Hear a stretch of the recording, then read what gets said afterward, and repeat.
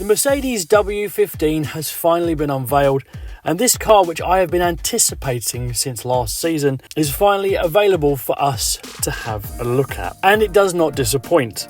You can see that they have completely changed. Gone is the failed zero side pod concept, and now we have a car which we can see brings together everything that has been learnt from not just that, but the other cars which have been more successful on the grid. I find it very interesting that Mercedes have kept the high shoulders, almost cannons down the side of the engine cover, and this must be something that works aerodynamically, because when we saw the Red Bull being shaken down at Silverstone yesterday, they too have these very high shoulder cannons on the engine cover of their car. So it's nice to see that Mercedes were on the right track somewhere. It's very interesting seeing the V-ing shape of the radiator inlets as well.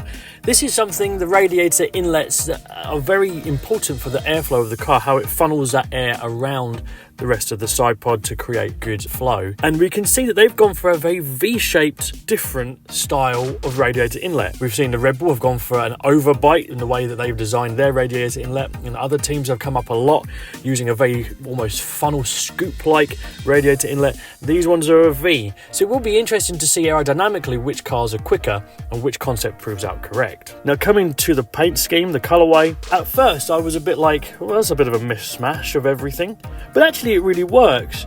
And one thing which is really nice to see, and it isn't just in the renders, it was on the actual car that was launched as well, is that this is not bare carbon fibre, it's actually covered painted black. So when we see the black on the car, it's not bare carbon, which means it reflects differently, which means it looks better. Also, we see the silver striping down the front of the nose cone. Obviously, we know there's a silver arrow, so it's nice to see that back. The blue stripe from Petronas is always prominent on the car. And just all round, it's a very tidy, very neat package, very clean, and it's a good looking car when you look at it. Now, obviously, we can see a lot of technical innovations. We know they've worked very hard at developing this car to make it more competitive, to be able to go and fight on track with Red Bull this season. And it's very interesting some of the things that Toto Wolff has said about this new car direction. He said it's very much sink or swim with this car.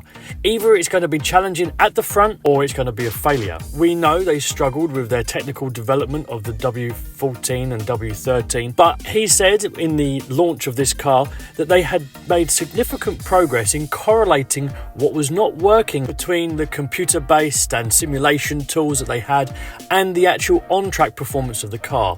And they believe they've been able to marry these two together better to be able to provide a better and more clearer picture of what they're creating. So if all of this comes together, the W15 should be a very competitive car for us in 2024. But the caveat to all of this is that if it hasn't come together the way that they hoped, they could have another struggling season, because it looks like the other teams have got their acts together. Now we need to slide the W15 into our ranking for the season.